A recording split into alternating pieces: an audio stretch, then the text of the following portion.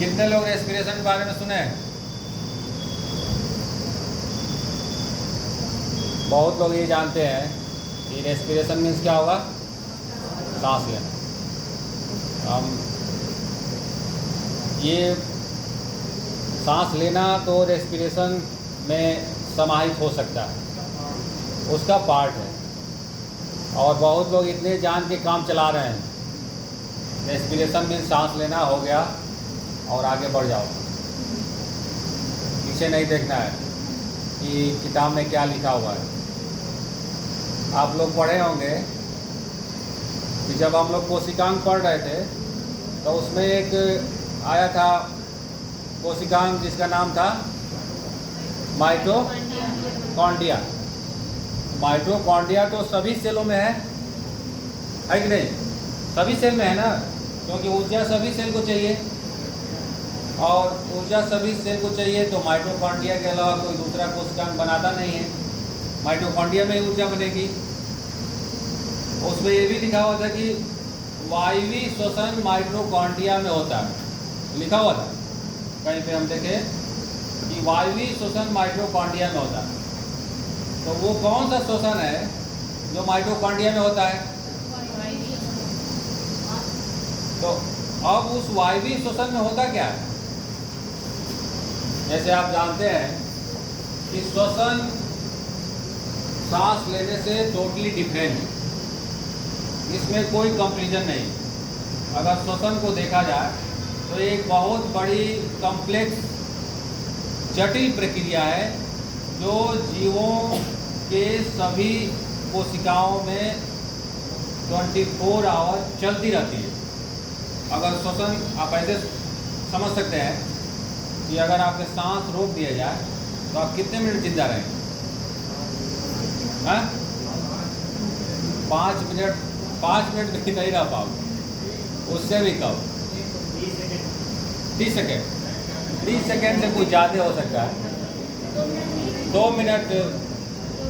एक मूवी में हम देखे थे कि वो 5 मिनट तक सांस रोक लिया था, प्रैक्टिस किया था। 2 मिनट रह सकते हैं। उसी तरह जब आप सांस रोक के 2 मिनट रह सकते हैं तो बिना श्वसन के आप मुश्किल से 10 मिनट तक जिंदा रह सकते हैं। तो सांस लेना डायरेक्टली रिलेटेड है श्वसन से। अब श्वसन को 2 स्टेप में आप बांट सकते हैं। एक तो है, पहला श्वसन का पार्ट है सांस लेना।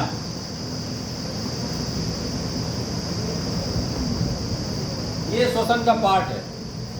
जब हम सांस लेते हैं तो एयर हमारे कहाँ जाता है? जितने जंतु हैं उसमें कहाँ जाता है? लंग्स में। और वहाँ से ऑक्सीजन ब्लड में मिक्स होता है और मिक्स होकर सारे बॉडी में या सेल्स में जाता है। तो सेल्स में जब पहुँचता है, आप सेल्स में कह सकते हैं इस तरह से कि सेल्स के माइटोकॉन्ड्रिया में जाता है। माइटोकॉन्ड्रिया में जाता है तो उस ऑक्सीजन का क्या काम है? वो ऑक्सीजन कुछ काम है ना। ये ऑक्सीजन क्यों लेते हैं हम लोग? पूरे शरीर में तो जंतुओं के शरीर में ऑक्सीजन जा रहा है, लेकिन उस ऑक्सीजन का उपयोग क्या है? उस ऑक्सीजन का उपयोग यही है कि फूड में से जो एनर्जी हमको रिलीज करना है उस एनर्जी को रिलीज करने में सहायता करें। क्योंकि आप अपने आसपास देखे होंगे कि अगर कोई लकड़ी जल रही है तो उसमें सबसे ज़रूरी चीज़ क्या है? ऑक्सीजन। ऑक्सीजन को अगर रोक दिया जाए वहाँ पहुँचने से तो लकड़ी जलना बंद हो जाए। उसी तरह सारी कोशिकाओं में अगर फूड को ब्रेक करना है, जलना मीन्स ब्रेक करना, ब्रेक करना है और उसमें से एनर्जी रिलीज कराना है तो ऑक्सीजन चाहिए। और तब यही सांस लेने वाली ऑक्सीजन पूरे कोशिकाओं में जाके माइटोकॉन्ड्रिया में जाती है। वहाँ फूड पहले से प्रेजेंट रहता है और वो फूड ऑक्सीजन की उपस्थिति में, जैसे श्वसन का जनरल फार्मूला है कि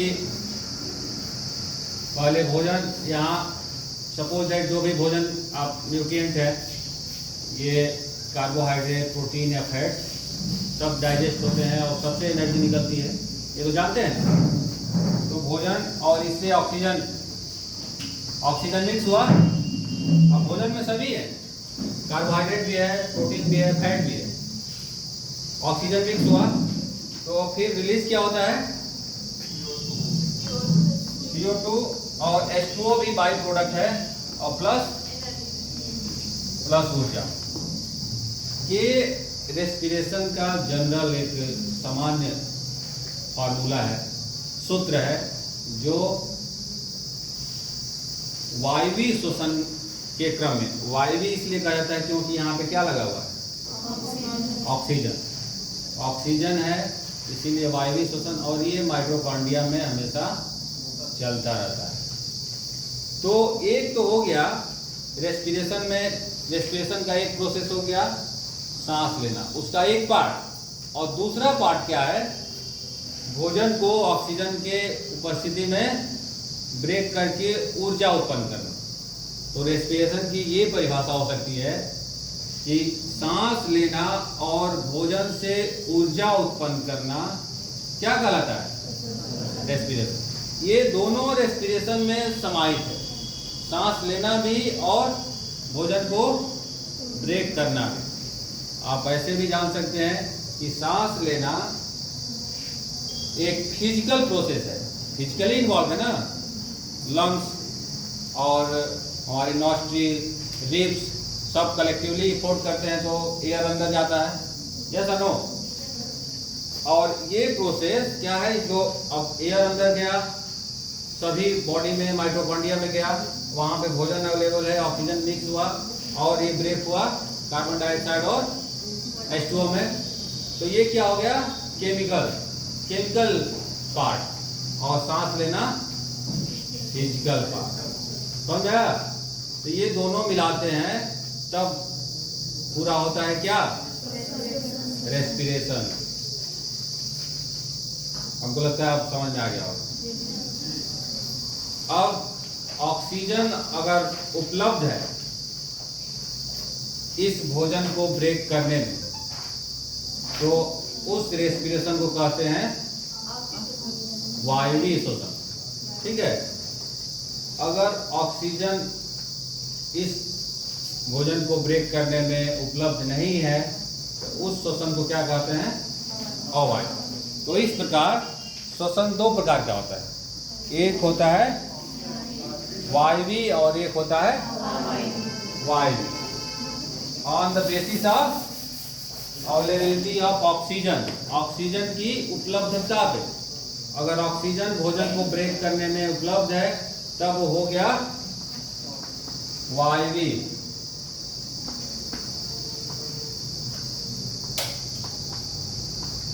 श्वसन, और एक हो गया अवायवीय। तो श्वसन दो प्रकार का होता है, ऑक्सीजन अवेलेबल, ऑक्सीजन उपलब्ध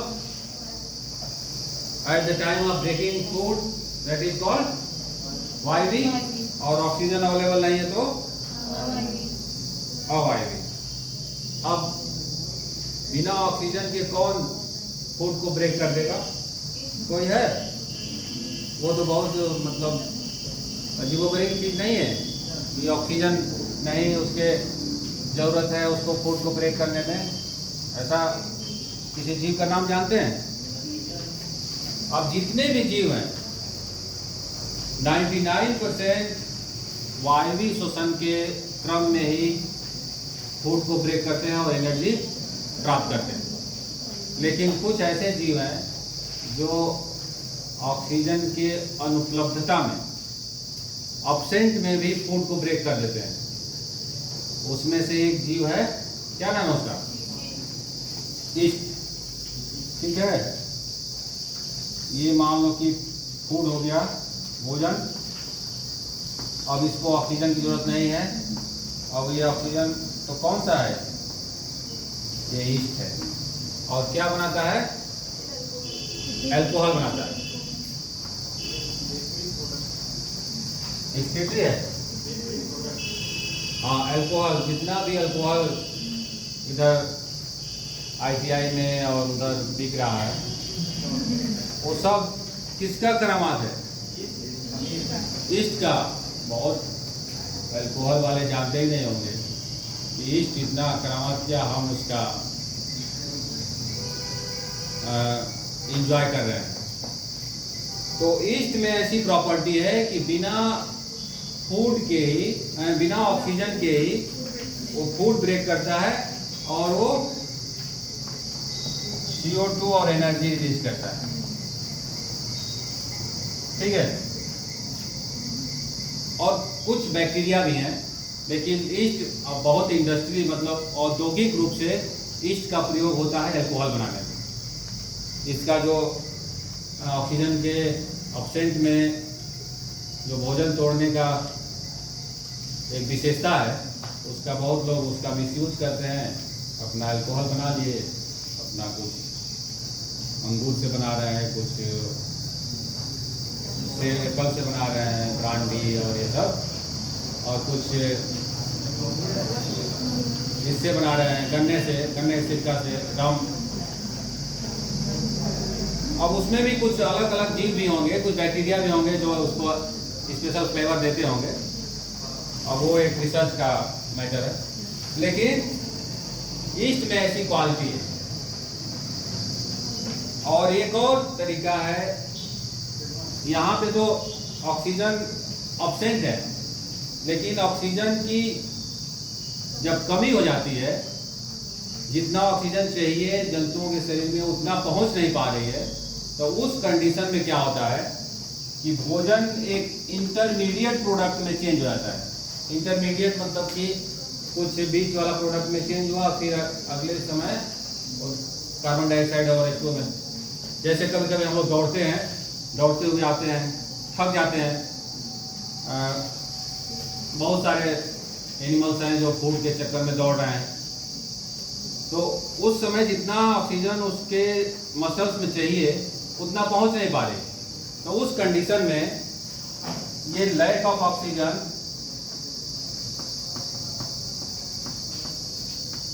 अब लैक ऑफ ऑक्सीजन में ये एक इंटरमीडिएट प्रोडक्ट में चेंज होता है, जिसको कहते हैं लैक्टिक एसिड।